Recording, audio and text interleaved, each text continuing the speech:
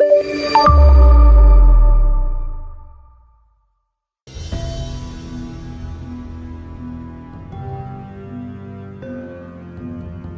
pesisir utara Jawa, angin laut berembus kencang membawa bau asin dan kabar yang lebih tajam dari ombak. Desa kecil itu dulunya dikenal sebagai kampung nelayan miskin. Rumah-rumahnya reot, perut warganya sering kosong, dan anak-anak tumbuh tanpa harapan. Namun dalam beberapa tahun, keadaan berubah drastis.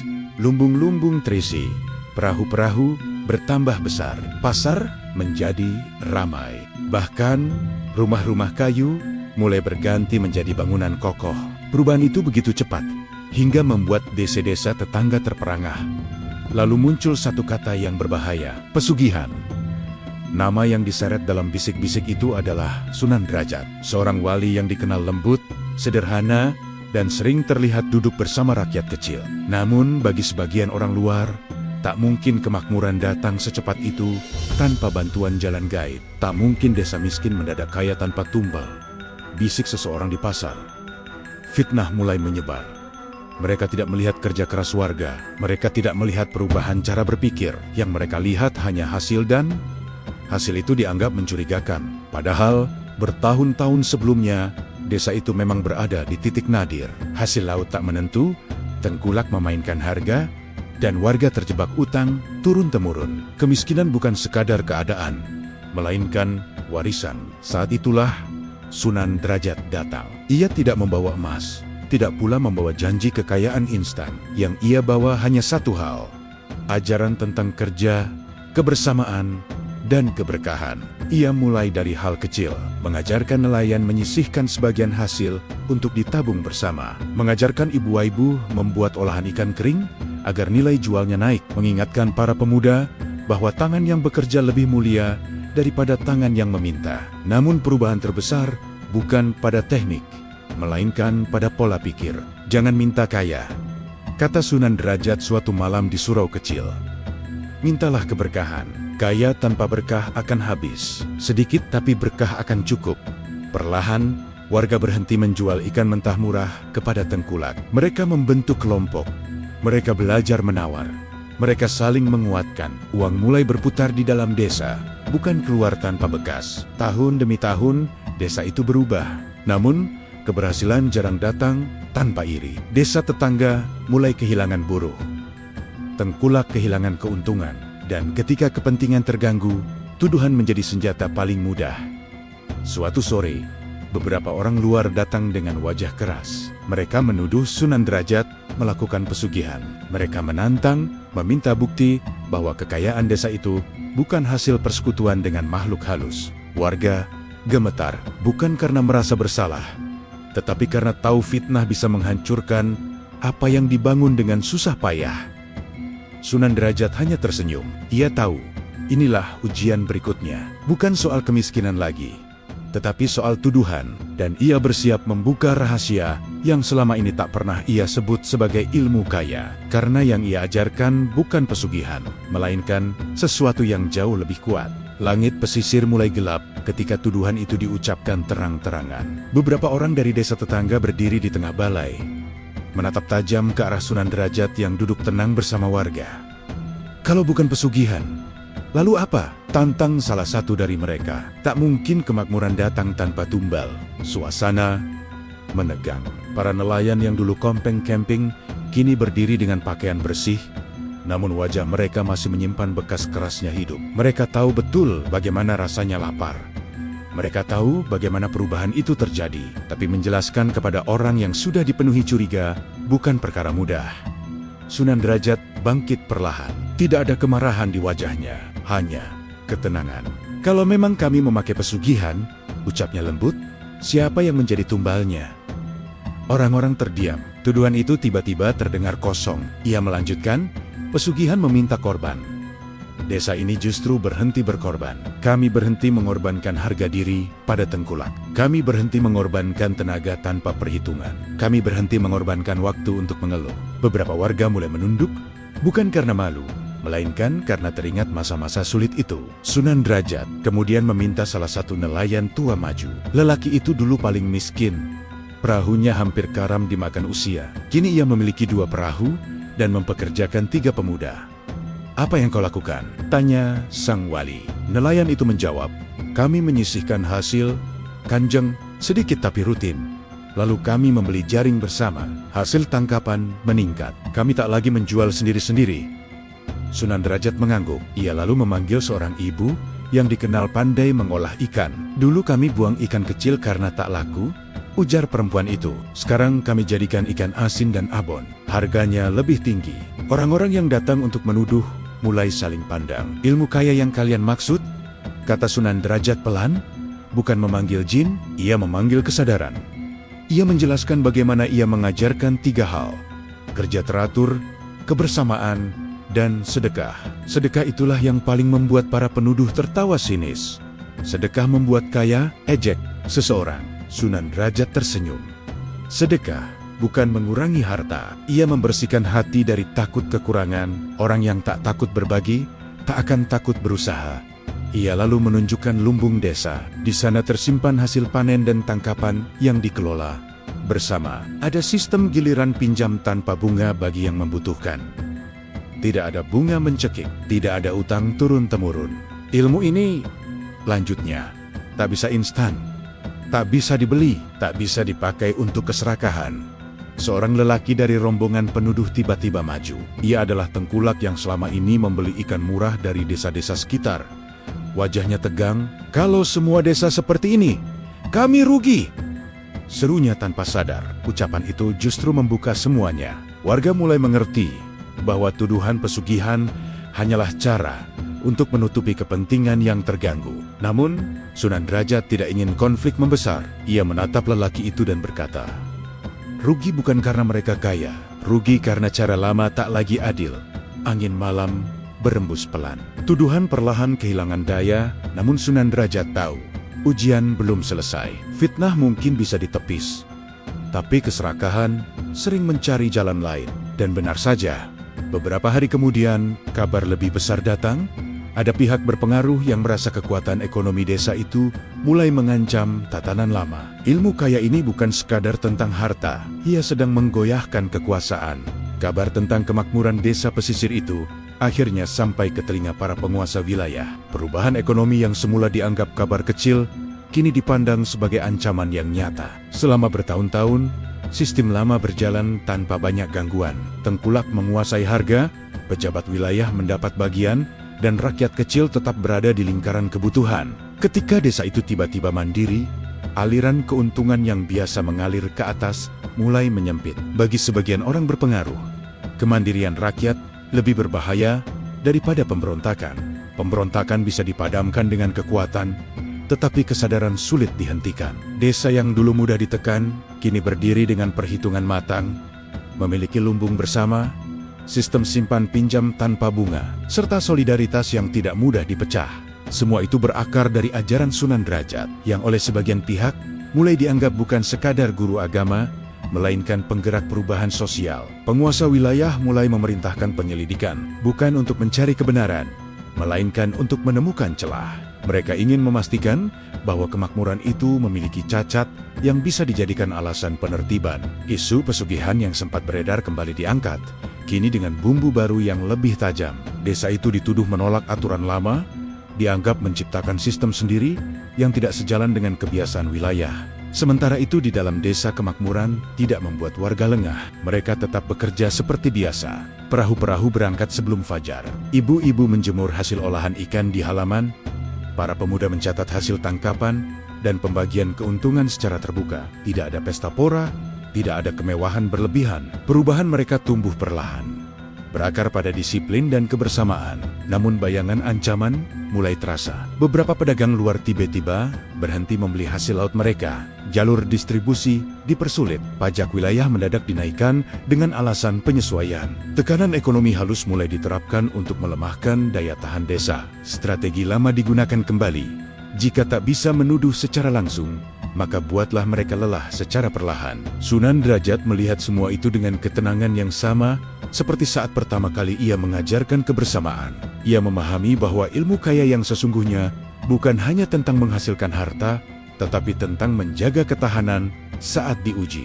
Ia terus menguatkan fondasi yang telah dibangun, transparansi, kepercayaan, dan saling tolong. Lumbung desa diperketat pengelolaannya, pencatatan diperjelas, dan pembagian hasil semakin disiplin. Kemakmuran dijaga agar tidak berubah menjadi kesombongan.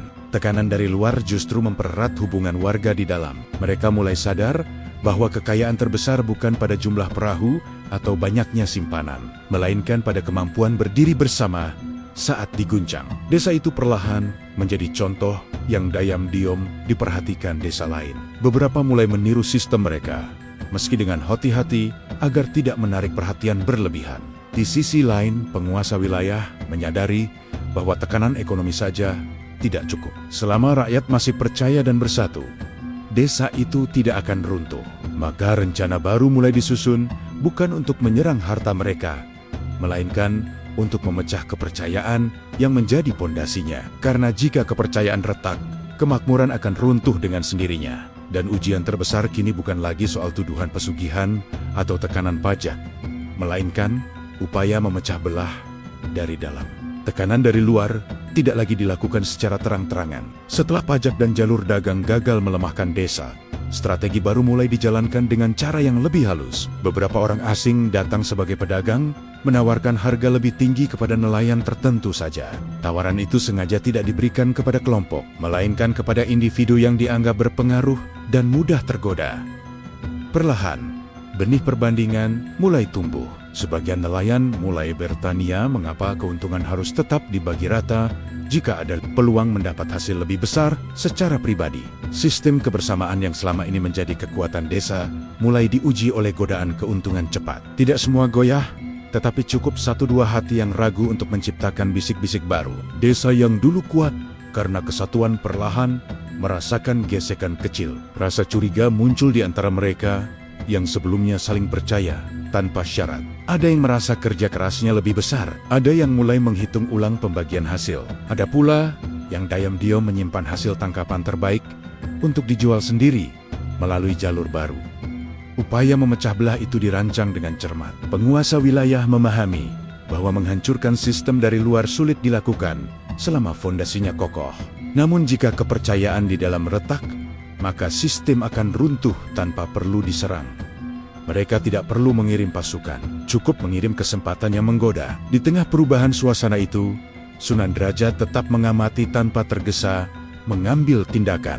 Ia memahami bahwa konflik batin tidak bisa diselesaikan dengan larangan keras. Ia justru memperkuat kembali prinsip awal yang dulu diajarkan, bahwa kebersamaan bukan kewajiban paksa, melainkan pilihan sadar. Tanpa kesadaran itu, sistem apapun hanya akan bertahan sementara. Ia mulai mengingatkan pentingnya keterbukaan dalam pencatatan hasil. Lumbung desa diperiksa bersama. Perhitungan dilakukan di depan umum. Tidak ada ruang untuk kecurigaan tersembunyi. Namun godaan tetap ada, karena tawaran keuntungan pribadi selalu terdengar lebih cepat daripada hasil kolektif yang harus dibagi. Beberapa warga mulai terpengaruh, merasa sistem lama terlalu lambat dibanding peluang baru. Mereka tidak melihat bahwa harga tinggi yang ditawarkan hanyalah sementara. Dirancang untuk memecah kekuatan desa sebelum dikendalikan kembali seperti sebelumnya. Permainan itu bukan tentang keuntungan jangka panjang, melainkan tentang menghancurkan solidaritas. Ketegangan memuncak ketika hasil tangkapan suatu hari menurun drastis. Cuaca buruk dan ombak tinggi membuat sebagian perahu gagal melaut. Dalam situasi sulit itu, sistem kebersamaan seharusnya menjadi penyangga. Namun justru di saat itulah suara-suara sumbang kembali terdengar, mempertanyakan apakah lumbung bersama cukup adil bagi semua. Desa kini berada di titik paling genting sejak bangkit dari kemiskinan. Ancaman tidak lagi terlihat sebagai musuh luar, melainkan sebagai keraguan yang tumbuh di hati sendiri. Sunan Derajat menyadari bahwa ilmu kaya yang ia ajarkan sedang menghadapi ujian paling berat. Apakah ia benar-benar berakar dalam hati warga, atau hanya bertahan selama keadaan menguntungkan?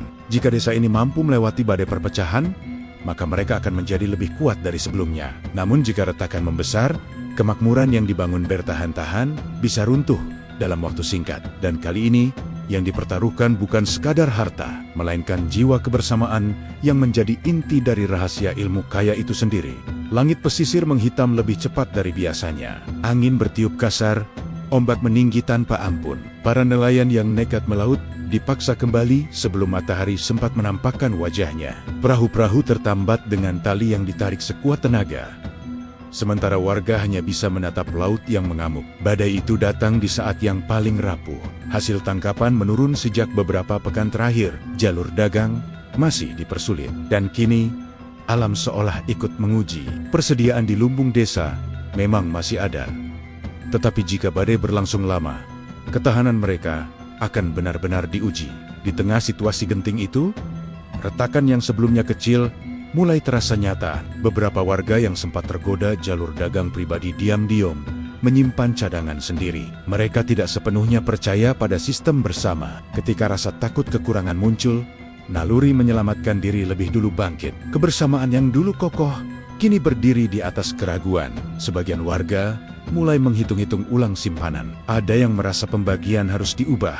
Ada yang berpikir sudah waktunya kembali pada cara lama, menjual sendiri hasil saat laut tenang nanti. Ketakutan membuat orang mudah lupa pada prinsip yang dulu mereka yakini. Di saat itulah, Sunan Derajat mengambil langkah yang tidak terduga. Ia memerintahkan agar lumbung desa dibuka. Persediaan yang disimpan untuk keadaan darurat mulai dibagikan secara merata, terutama kepada keluarga yang paling terdampak.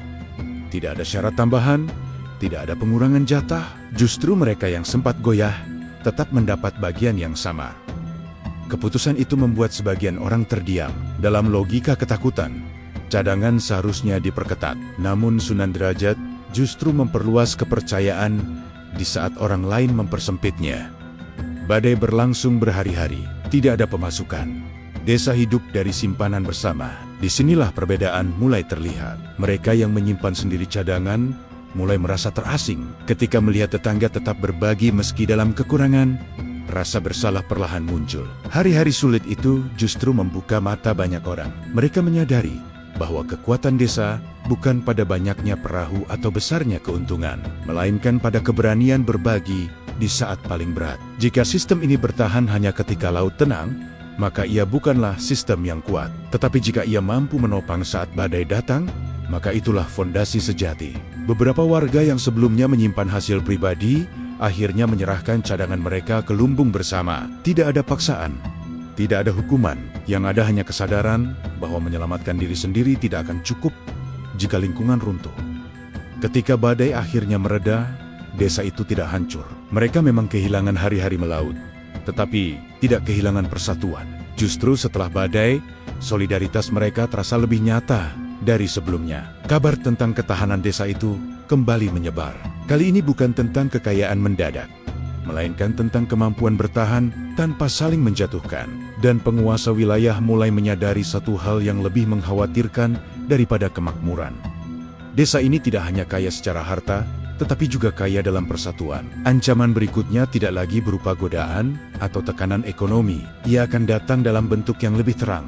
Beberapa hari setelah badai mereda, utusan resmi datang ke desa pesisir itu. Pakaian mereka rapi, kuda mereka terlatih, dan lambang kekuasaan tersemat jelas di dada. Kedatangan itu tidak membawa ancaman terbuka, tetapi cukup untuk membuat warga menahan napas. Surat panggilan ditujukan langsung kepada Sunan Derajat. Penguasa wilayah ingin bertemu.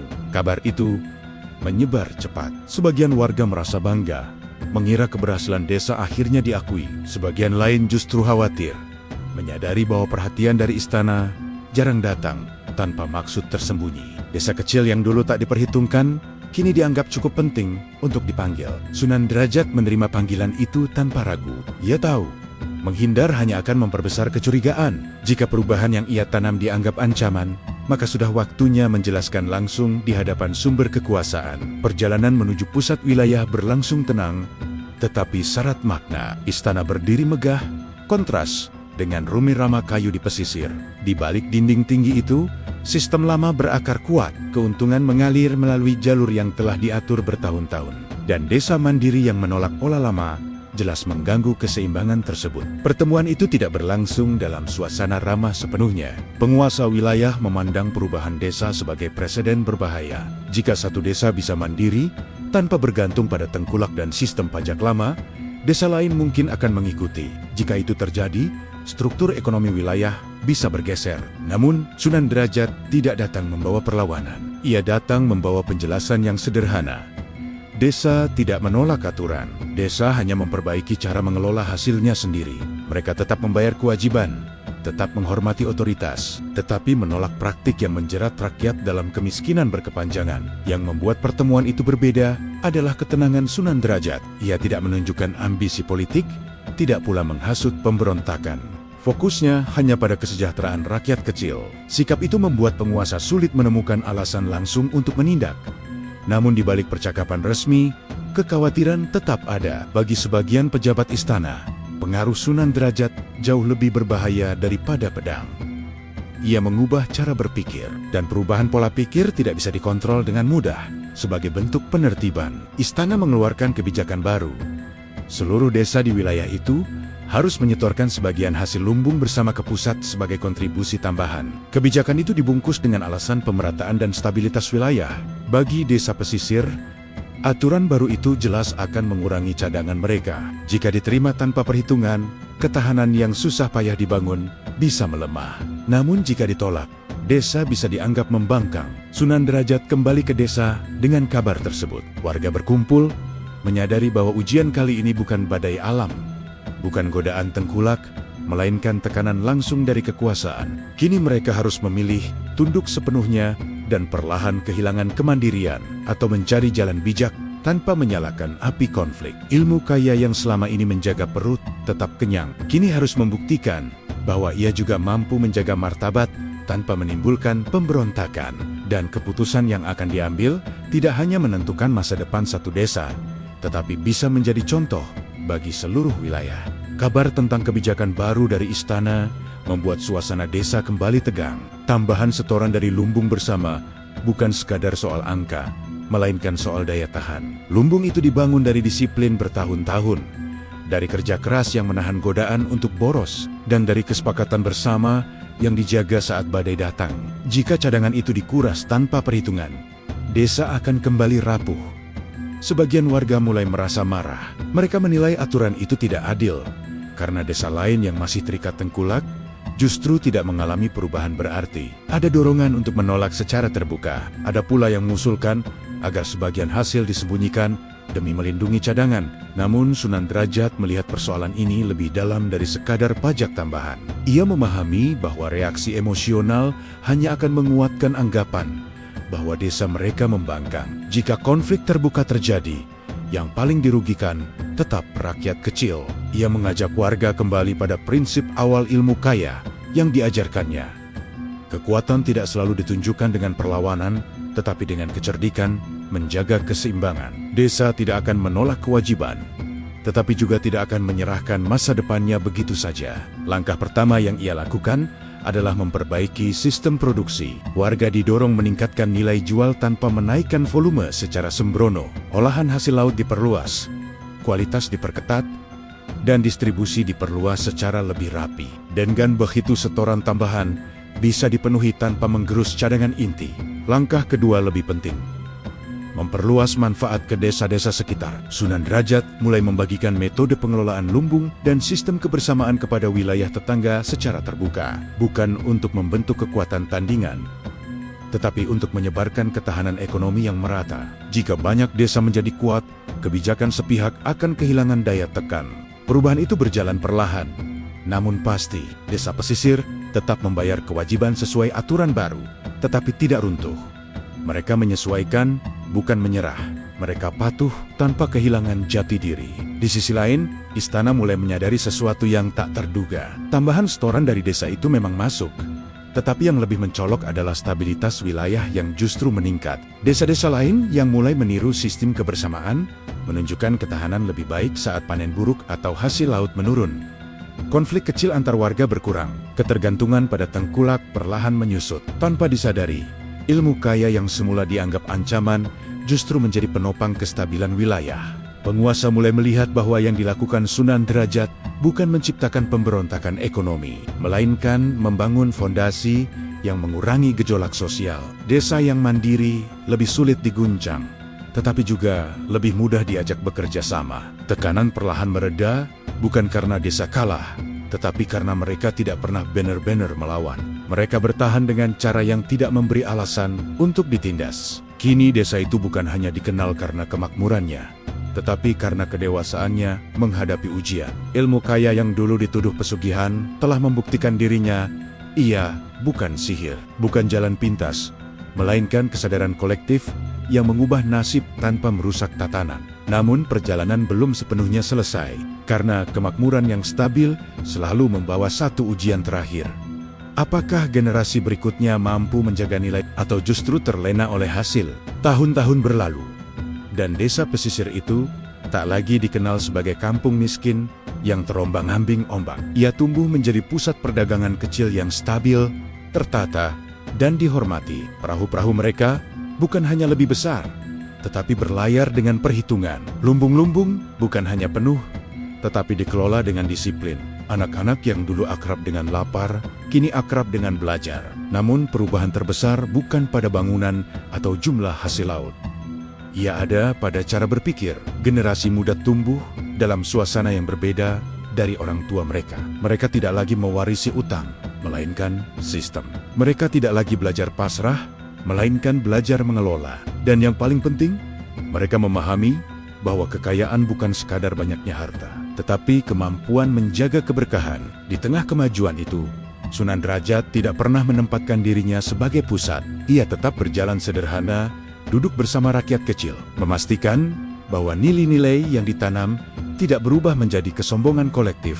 Ia tahu, kemiskinan bisa menghancurkan manusia, tetapi kekayaan juga bisa membutakan jika tidak dijaga. Ilmu kaya yang ia ajarkan bukanlah rahasia mistik. Ia tidak diwariskan melalui mantra atau ritual tersembunyi. Ia diwariskan melalui kebiasaan. Mencatat dengan jujur, berbagi secara adil, bekerja dengan disiplin, dan bersedekah tanpa takut kekurangan. 4 hal itu menjadi fondasi yang tak terlihat, tetapi menopang segalanya. Desa itu pernah dituduh pesugihan, pernah ditekan oleh kepentingan, pernah diguncang badai dan perpecahan. Namun setiap ujian justru memperjelas satu hal. Kekayaan sejati tidak datang dari mengambil secara dayam-dayum, melainkan dari membangun secara bersama-sama. Kabar tentang desa itu menyebar luas, bukan lagi sebagai cerita misterius, tetapi sebagai contoh perubahan yang nyata. Beberapa wilayah mulai mengadopsi cara yang sama. Perlahan, sistem lama yang menjerat rakyat dalam lingkaran ketergantungan mulai tergeser oleh kesadaran baru. Sunan Derajat tidak mengklaim kemenangan. Ia tidak menyebut ini revolusi. Baginya, ini hanyalah menjalankan ajaran agama secara utuh. Mengangkat derajat manusia tanpa menjatuhkan orang lain. Menguatkan ekonomi tanpa memutus adab. Mengajarkan kaya tanpa menumbuhkan tamak. Ketika suatu hari ia kembali berjalan menyusuri pantai yang dulu penuh keluhan, ia melihat nelayan muda yang tak lagi takut pada musim paceklik. Ia melihat ibu-ibu yang tak lagi cemas pada harga yang dimainkan sepihak. Ia melihat anak-anak yang bersita-sita bukan sekadar bertahan hidup, tetapi memberi manfaat. Disitulah ia tahu, warisan terbesar bukanlah lumbung penuh atau pasar yang ramai. Warisan terbesar adalah sistem yang membuat orang mampu berdiri tanpa bergantung pada ketidakadilan. Ilmu kaya itu bukan pesugihan, ia adalah keberanian untuk berubah. Ia adalah kebersamaan yang dijaga saat susah maupun senang. Ia adalah keberkahan yang lahir dari kerja dan kejujuran. Dan selama nilai itu hidup, desa itu tidak hanya kaya, ia bermartabat. Kemakmuran selalu membawa bayangan yang tidak langsung terasa. Beberapa tahun setelah desa itu mencapai kestabilan, perubahan mulai muncul secara halus. Bukan badai besar, bukan tekanan dari luar, tapi sesuatu yang tumbuh perlahan dari dalam. Generasi yang lahir dalam kenyang tidak pernah benar-benar merasakan lapar. Lumbung tetap terisi, perdagangan tetap berjalan. Sistem masih ada, namun disiplin mulai longgar. Catatan keuangan yang dulu dijaga ketat mulai dianggap formalitas. Sedekah yang dulu menjadi prioritas kini menjadi pilihan. Kebersamaan yang dulu terasa alami mulai tergantikan oleh ambisi pribadi. Sebagian pemuda mulai berpikir bahwa sistem itu terlalu mengikat. Mereka ingin keuntungan lebih cepat. Mereka mulai mencoba jalur perdagangan pribadi tanpa melewati mekanisme bersama. Tidak salah sepenuhnya, tapi semangat kolektif yang dulu menjadi ruh desa mulai menipis. Ilmu kaya tidak hilang, tapi maknanya bergeser.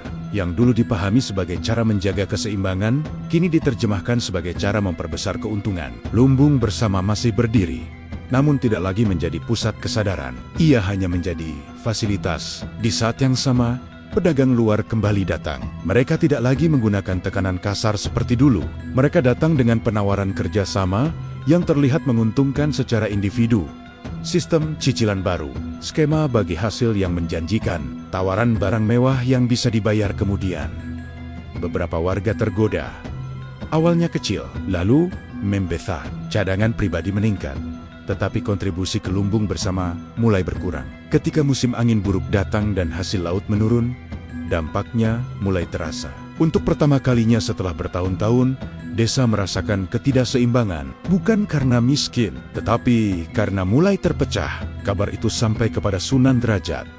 Ia tidak marah, ia tidak terkejut. Ia memahami bahwa setiap sistem akan diuji oleh waktu. Ilmu yang tidak dipahami sebagai nilai akan berubah menjadi sekadar aturan kosong. Ia kembali datang ke desa itu, bukan sebagai penyelamat, tetapi sebagai pengingat. Ia melihat rumah-rumah yang lebih besar, pakaian yang lebih bagus, tetapi wajah yang tidak lagi setenang dulu. Ada kecemasan yang berbeda.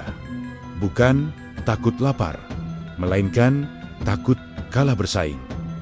Itulah retak yang paling berbahaya, karena kemiskinan bisa menyatukan dalam perjuangan, tapi persaingan bisa memecah dalam diam. Sunan Derajat mulai kembali menguatkan dasar yang dulu ia tanamkan, bahwa kekayaan tanpa keberkahan hanya akan melahirkan ketidakpuasan baru. Ia tidak melarang usaha pribadi, ia tidak menentang kemajuan, tetapi ia menegaskan kembali batasnya. Jangan sampai keuntungan pribadi merusak ketahanan bersama. Perlahan, warga mulai menyadari kesalahan arah itu. Mereka melihat bagaimana sedikit ketidakseimbangan hampir mengulang lingkaran lama. Tengkulak modern tidak datang dengan wajah keras, tetapi dengan senyum dan janji kemudahan. Desa itu belum jatuh, tapi ia hampir lupa. Dan disitulah pelajaran paling berat muncul. Menjaga nilai jauh lebih sulit daripada membangunnya. Kemakmuran bisa diwariskan dalam bentuk harta, namun kesadaran harus diwariskan dalam bentuk pendidikan dan keteladanan. Episode ini bukan tentang kehancuran, ia tentang peringatan, karena rahasia ilmu kaya bukan hanya cara bangkit dari miskin, tetapi cara tetap rendah hati saat sudah tinggi. Retakan kecil yang muncul di desa itu tidak langsung menghancurkan apapun. Tidak ada lumbung yang roboh, tidak ada perahu yang tenggelam. Semua masih tampak berjalan seperti biasa. Justru disitulah bahayanya. Segalanya terlihat normal, namun angka-angka mulai berbicara berbeda. Cadangan menurun lebih cepat dari perkiraan. Kontribusi bersama tak lagi seimbang. Perdagangan individu meningkat, tetapi ketahanan kolektif melemah. Ketika musim paceklik datang lebih panjang dari biasanya, desa mulai merasakan tekanan yang sudah lama tidak mereka alami. Bukan kelaparan, melainkan kecemasan. Sebagian warga mulai saling menyalahkan. Ada yang menuduh generasi muda terlalu ambisius. Ada yang menyalahkan pengurus lumbung karena dianggap kurang tegas. Ada pula yang berpendapat sistem lama sudah tidak relevan dengan zaman yang berubah. Kebingungan itu membuat desa kehilangan satu hal yang dulu menjadi kekuatannya, Arajang Samad. Di tengah situasi itu, Sunan Derajat tidak datang membawa aturan baru. Ia tidak membentuk sistem tambahan. Ia hanya menghidupkan kembali ruh yang dulu hampir terlupakan. Ia mengumpulkan para tetua, pemuda, pedagang, dan pengelola lumbung dalam satu majelis terbuka, bukan untuk menghakimi, tetapi untuk mengingatkan bahwa ilmu kaya bukan sekadar mekanisme ekonomi. Ia adalah kesepakatan moral. Ia menegaskan kembali 3 pondasi yang dulu membangun desa itu. Pertama, transparansi. Setiap pemasukan dan pengeluaran harus kembali dicatat dan diumumkan terbuka seperti dahulu. Tidak ada ruang bagi kecurigaan. Kedua, keseimbangan. Usaha pribadi diperbolehkan, bahkan didorong. Namun persentase kontribusi ke sistem bersama harus disepakati ulang agar tetap adil di tengah perkembangan zaman. Ketiga, pendidikan nilai. Anak-anak dan pemuda tidak cukup diajari cara berdagang, tetapi harus diajari makna berbagi, tanggung jawab, dan bahaya keserakahan yang dibungkus kemajuan. Perubahan itu tidak instan. Ada perdebatan panjang, ada perasaan tersinggung, ada ego yang harus diturunkan. Tetapi perlahan, kesadaran muncul kembali. Warga mulai melihat bahwa kemajuan individu memang penting, tetapi tanpa fondasi bersama, mereka akan kembali mudah diguncang oleh siapapun yang menawarkan kemudahan sesaat. Sistem diperbaiki, bukan dibongkar. Lumbung diperkuat, bukan ditinggalkan. Usaha pribadi tetap berjalan, tetapi kini berada dalam koridor kesepakatan bersama yang diperbarui sesuai kondisi. Beberapa pedagang luar yang berharap melihat desa itu terpecah mulai kehilangan pengaruh. Mereka menyadari bahwa desa ini tidak anti kemajuan, tetapi tidak mudah diadu domba. Dan untuk kedua kalinya dalam sejarahnya, desa itu selamat bukan karena kekayaan, tetapi karena kesadaran kolektif yang kembali hidup. Kini warga memahami satu hal penting, ilmu kaya bukan sesuatu yang sekali dipelajari lalu selesai. Ia harus dijaga, dievaluasi, dan diperbarui tanpa kehilangan nilai dasarnya.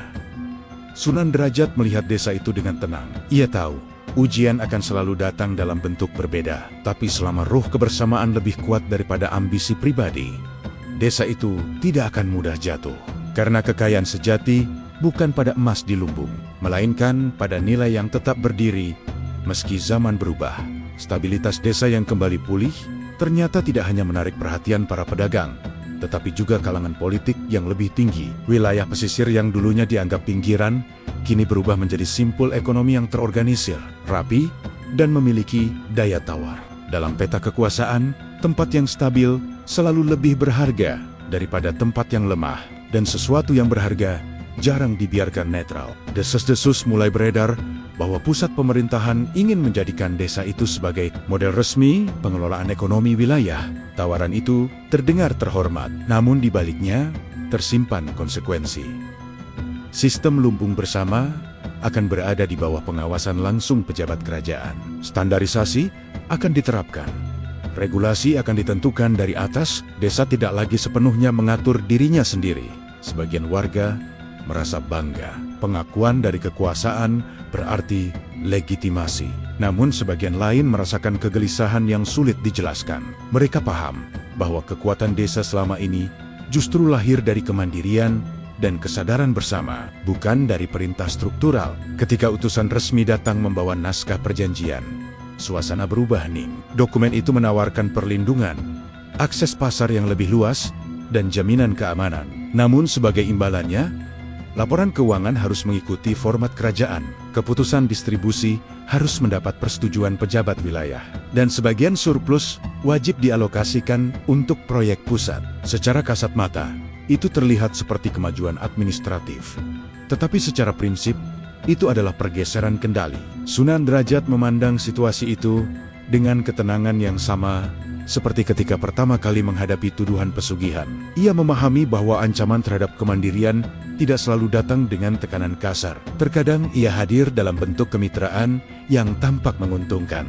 Ia tidak menolak mentah-mentah, tetapi juga tidak menerima tanpa pertimbangan mendalam. Baginya, inti persoalan bukan pada kerjasama, melainkan pada siapa yang memegang arah nilai. Jika sistem desa berubah menjadi sekadar perpanjangan tangan kekuasaan, maka ruh kebersamaan akan perlahan terkikis oleh kepentingan yang lebih luas dan belum tentu selaras. Desa itu kini berada di persimpangan yang lebih besar daripada sebelumnya. Jika mereka menolak, mereka berisiko dicap tidak kooperatif. Jika mereka menerima tanpa syarat, mereka berisiko kehilangan jati diri yang telah dibangun bertahun-tahun. Tekanan kali ini bukan soal ekonomi semata, melainkan soal identitas. Warga kembali diuji, bukan oleh kemiskinan, bukan oleh keserakahan internal, tetapi oleh tawaran legitimasi yang bisa mengubah arah masa depan mereka. Di satu sisi, ada stabilitas yang dijanjikan oleh struktur besar. Di sisi lain, ada kebebasan yang menuntut tanggung jawab penuh. Sunan Derajat mulai mengajak para pemimpin desa menimbang dengan jernih. Ia menekankan bahwa kerjasama tidak salah selama nilai inti tetap dijaga. Tetapi jika aturan baru menghilangkan transparansi, mengurangi musyawarah, atau mematikan inisiatif warga, maka yang tersisa hanyalah sistem tanpa jiwa. Gelombang politik perlahan semakin terasa. Desa kecil itu kini bukan hanya simbol kemakmuran, tetapi simbol kemungkinan perubahan tatanan sosial. Dan setiap kemungkinan perubahan selalu membuat kekuasaan berhitung. Ujian ini lebih sunyi dari sebelumnya, namun dampaknya bisa jauh lebih panjang. Karena sekali kendali berpindah, mengembalikannya tidak akan mudah. Desa itu kembali harus memilih. Bertumbuh dalam naungan kekuasaan, atau tetap mandiri dengan risiko menghadapi tekanan lebih besar. Persimpangan itu tidak bisa dihindari lebih lama. Naskah perjanjian dari pusat kekuasaan menunggu jawaban.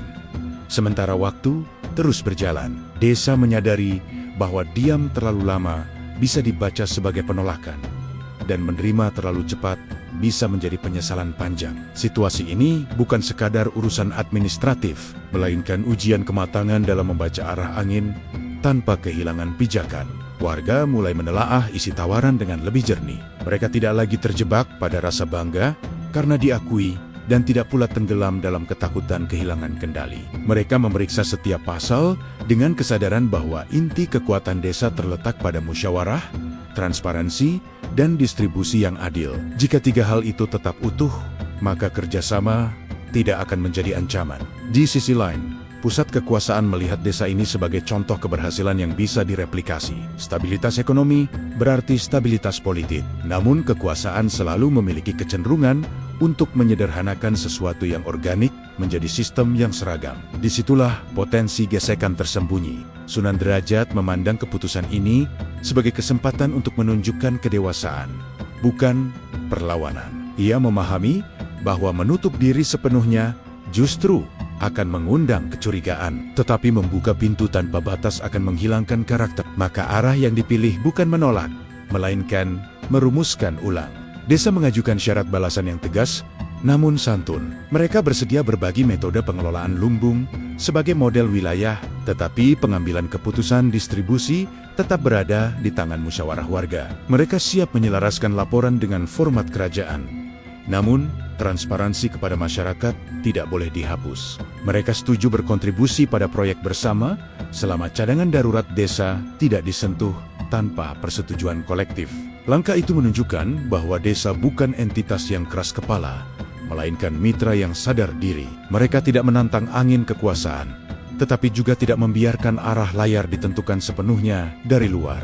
Keputusan itu membawa ketegangan singkat. Pusat kekuasaan menimbang ulang, menyadari bahwa memaksakan kehendak justru bisa merusak stabilitas yang ingin mereka manfaatkan. Pada akhirnya, sebagian besar syarat desa diterima dengan penyesuaian kecil. Kerjasama disepakati dalam bentuk yang lebih setara daripada sekadar instruksi sepihak.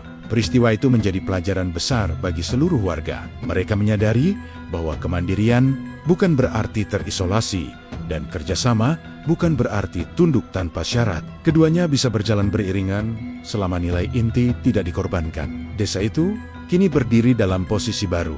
Ia bukan lagi sekadar contoh lokal, tetapi rujukan wilayah yang tetap mempertahankan jiwanya. Sistem mereka tidak dibekukan oleh kekuasaan dan tidak pula liar tanpa arah.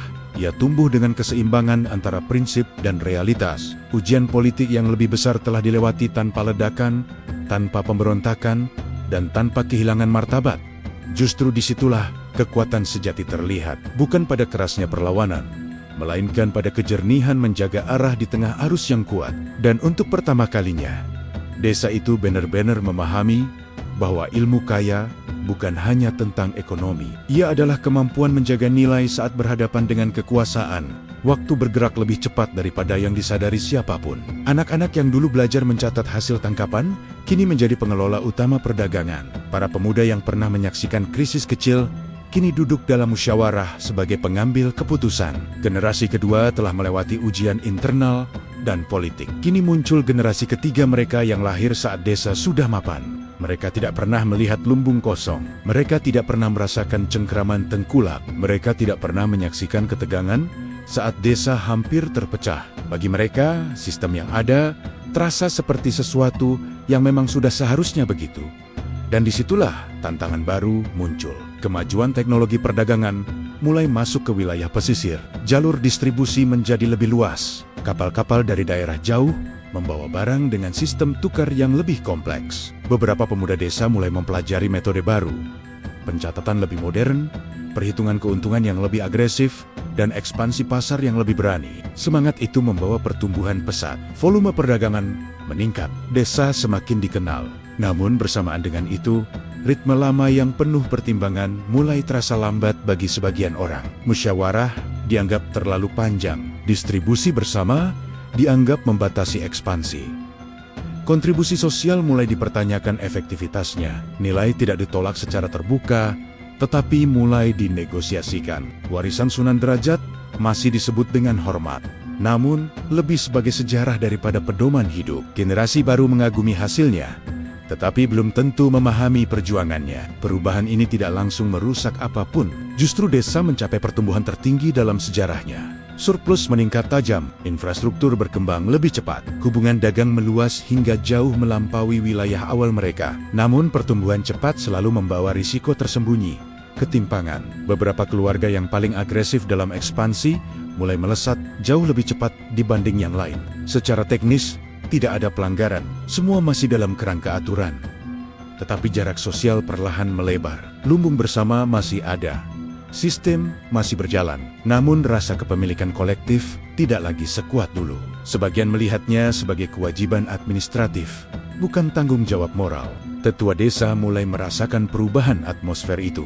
Tidak ada konflik besar, tidak ada kerusuhan, hanya pergeseran orientasi dari kebersamaan menuju keunggulan individu. Pertanyaan besar mulai muncul dalam kesunyian.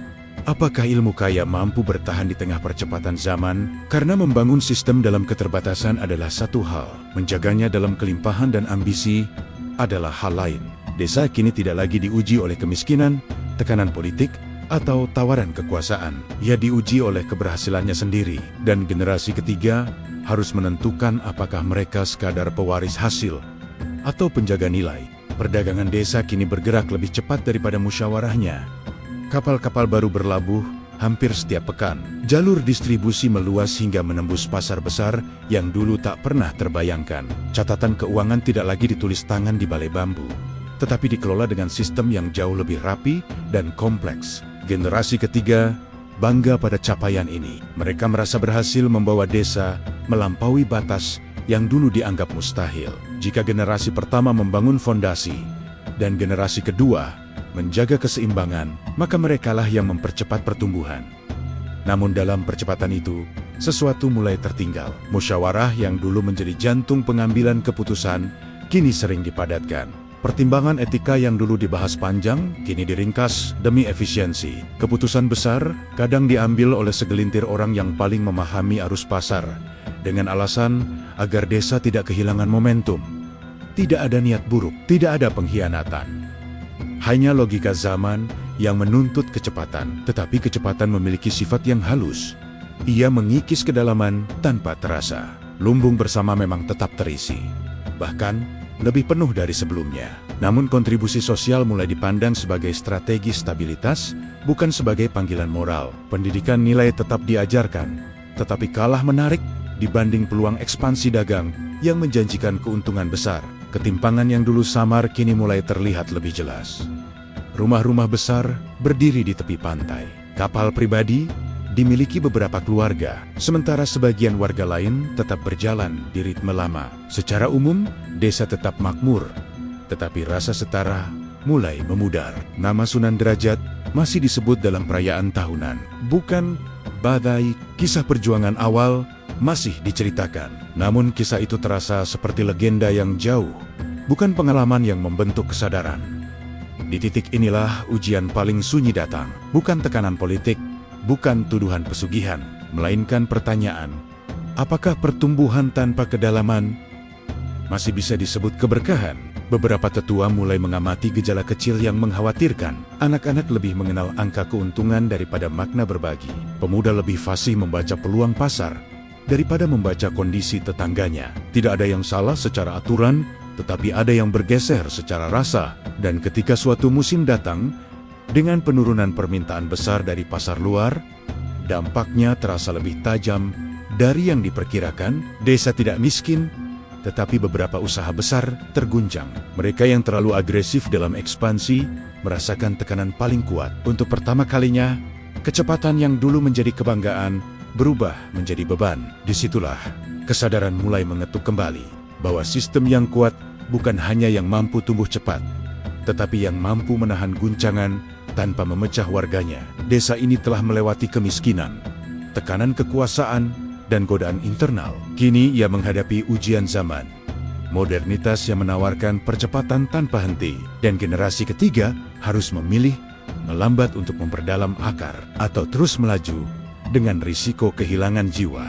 Guncangan pasar itu tidak menghancurkan desa, tetapi cukup untuk membuka mata. Beberapa usaha besar yang terlalu agresif terpaksa merestrukturisasi. Kapal-kapal yang dulu berlayar penuh kini berangkat dengan muatan lebih hati-hati. Grafik pertumbuhan yang selama ini menanjak mulai melandai. Untuk pertama kalinya dalam generasi ketiga, mereka merasakan bahwa kecepatan tidak selalu berarti kekuatan. Musyawarah kembali dipanjangkan. Evaluasi dilakukan bukan hanya pada angka, tetapi pada arah. Para tetua mengingatkan bahwa desa ini tidak dibangun untuk menjadi yang paling cepat, melainkan yang paling tahan. Keunggulan mereka sejak awal bukan pada skala, melainkan pada keseimbangan. Kesadaran itu tidak datang karena ceramah panjang, melainkan karena pengalaman langsung. Mereka melihat sendiri bagaimana ekspansi tanpa cadangan nilai hampir membuat jarak sosial melebar dan ketahanan melemah. Mereka merasakan bagaimana orientasi pada keuntungan murni membuat keputusan kehilangan kedalaman. Nama Sunan Derajat kembali disebut bukan sekadar sebagai tokoh sejarah, tetapi sebagai pengingat prinsip. Bukan untuk kembali ke masa lalu, melainkan untuk memahami fondasi yang memungkinkan masa depan tetap berdiri. Generasi ketiga akhirnya mengambil keputusan penting. Pertumbuhan tetap dilanjutkan, tetapi dengan pagar yang lebih jelas. Ekspansi harus disertai cadangan sosial. Keuntungan besar wajib diimbangi kontribusi yang lebih kuat ke lumbung bersama. Pendidikan ekonomi harus berjalan berdampingan dengan pendidikan adab dan empati. Mereka tidak memilih mundur, mereka memilih menyeimbangkan. Desa itu perlahan menemukan ritme barunya, tidak secepat sebelumnya, tetapi lebih stabil. Ketimpangan mulai dikoreksi melalui kebijakan internal yang lebih adil. Ruang musyawarah kembali menjadi pusat arah, bukan sekadar formalitas. Dan disitulah pelajaran paling besar akhirnya benar-benar dipahami. Ilmu kaya bukan tentang menghindari miskin semata, bukan tentang menjadi paling unggul, bukan tentang memperbanyak angka di catatan. Ia tentang menjaga akar agar tidak ikut hanyut ketika arus menjadi deras. 3 generasi telah membuktikan satu hal: sistem bisa diwariskan, harta bisa diwariskan, tetapi nilai harus selalu dihidupkan ulang oleh setiap zaman. Tanpa itu, kekayaan hanya menjadi fase sementara. Desa pesisir itu kini berdiri bukan sebagai desa terkaya, bukan sebagai desa terbesar, tetapi sebagai desa yang mengerti batas dan keseimbangan. Mereka telah melewati kemiskinan, tekanan politik, ambisi internal, dan percepatan zaman. Dan setiap ujian selalu membawa mereka kembali pada satu kesimpulan yang sama. Kaya bukan soal memiliki lebih banyak. Kaya adalah kemampuan menjaga cukup bersama. Cerita ini tidak berakhir pada kejayaan, tetapi pada kesadaran. Karena selama akar dijaga, pohon boleh tumbuh setinggi apapun.